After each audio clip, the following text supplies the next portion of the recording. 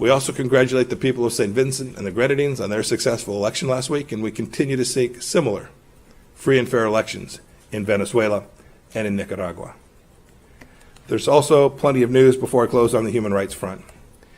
Yesterday, the State Department sanctioned 4 senior Chinese Communist Party officials and Hong Kong police who have undermined Hong Kong's promised autonomy and crushed the freedoms of its people.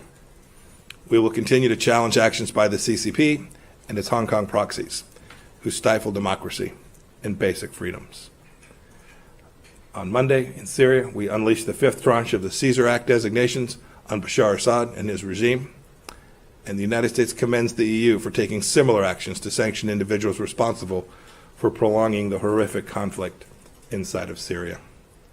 We will continue to coordinate with our EU and like-minded partners to promote accountability for the regime there and the atrocities it has committed against the Syrian people. In Geneva yesterday, the United States presented our national report on the U.S. commitment to domestic human rights at the UN Universal Periodic Review. I'm very proud of the work we did. Our remarkable, vibrant democracy provides for the greatest freedoms and protection of human rights anywhere in the world. The brutal regimes shouting the loudest about our record have the most to hide about their abysmal treatment of their own people. And with that, I'm happy to take questions. Rich? Mr. Secretary. Hi. Is the State Department currently preparing to engage with the Biden transition team? And if not, at what point does a delay hamper a smooth transition or pose a risk to national security? There will be a smooth transition to a second Trump administration. Right? We're ready. The world is watching what's taking place here. We're going to count all the votes. When the process is complete, there'll be electors selected. There's a process. The Constitution lays it out pretty clearly. The world should have every confidence that the transition necessary to make sure that the State Department is functional today, successful today, and successful with the president who's in office on January 20th, a minute afternoon, will also be successful. I went through a transition on the front, and I've been on the other side of this. I'm very confident that we will do all the things that are necessary to make sure that the government, the United States government, will continue to perform its national security function as we go forward. So you believe there's widespread voter fraud, that the reports that we're getting from Pennsylvania, from Michigan, showing vote totals in massive leads or significant leads with 99% reporting are going to be overturned, and that the United States failed to conduct a fraudulent free election? Rich, I'm the Secretary of State. I'm getting calls from all across the world. These people are watching our election. They understand that we have a legal process. They understand that this takes time. Right? It took us 37 plus days in an election back in 2000. We conducted a successful transition then. I'm very confident that we will count, and we must count every legal vote. We must make sure that any vote that wasn't lawful ought not be counted. That dilutes your vote if it's done improperly. Got to get that right. When we get it right, we'll get it right. We're in good shape. Should foreign leaders not be calling We're President-elect Biden? Who was next? Yeah. I want to ask you. I can barely hear you, ma'am. I'm sorry. Yeah. Heba Nasser, Al-Sharq News. I want to ask about the sanctions against Gibran Bassil in Lebanon. We know that, we heard that this was on the making for some time, but I want to ask about the timing. Are you, were you doing this to make a new stage for the new administration? And also I want to ask about the arms sale to UAE. When we expect that to be delivered?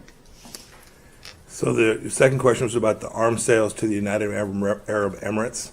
So we'll have significant announcements with respect to that here very, very soon.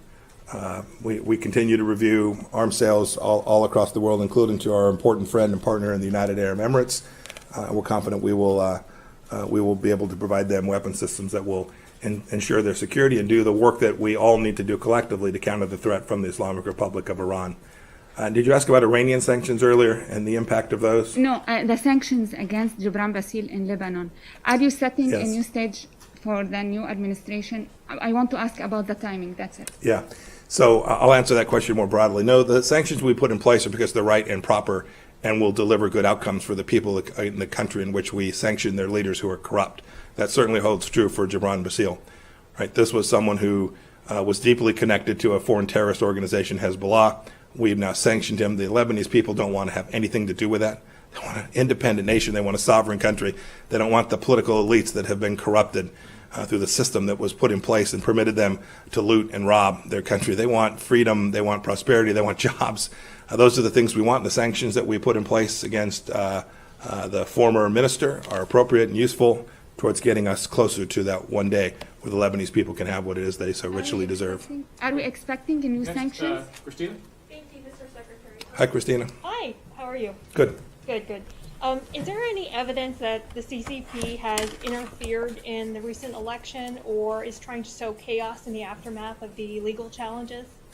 Was the question about Russia? I'm sorry, CCP or any Any foreign interference. Yeah. So I'm gonna leave that question to the Department of Homeland Security and to the Justice Department, the folks who deal with that. But as I think we all said prior to the election, we did an enormous amount of work to reduce the risk that they would have the capacity to have a significant capability to interfere in the elections themselves.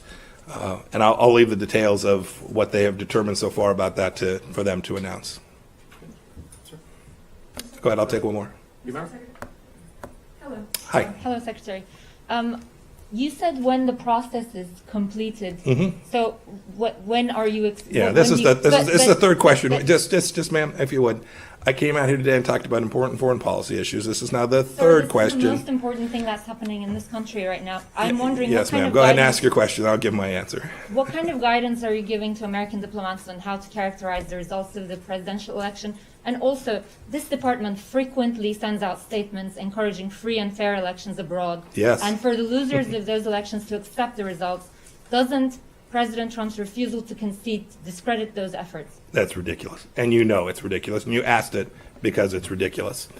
Look, the truth, you asked the question, yes, ma'am. You asked the question, if you will permit me to answer it. You asked a question that is ridiculous. This department cares deeply to make sure that elections around the world are safe and secure and free and fair. And my officers risk their lives to ensure that that happens. They work diligently on that. We often encounter situations where it's not clear about a particular election. We work to uncover facts. We work to do discovery, to learn whether, in fact, the outcome, the decision that was made reflected the will of the people. That's our responsibility. It's what we try to do, along with partners all across the world, along with OSCE inspectors, to make sure that those elections were free and fair. We want every one of those votes to be counted in the same way that we have every expectation that every vote here in the United States will be counted too. It is totally appropriate. The United States has an election system that is laid out deeply in our Constitution, and we're going to make sure that we get that right. And we have, all of you have, and should be committed to making sure that that happens. I think every one of you wants that same outcome. You want every vote to be counted. You want to run the process. We want the law to be imposed in a way that reflects the reality of what took place. And that's what I think we're engaged in here in the United States, and is what we work on every place all across the world. Thank you all. How are you advising diplomats overseas to refer to President-elect Joe Biden? Have you given State Department any guidance?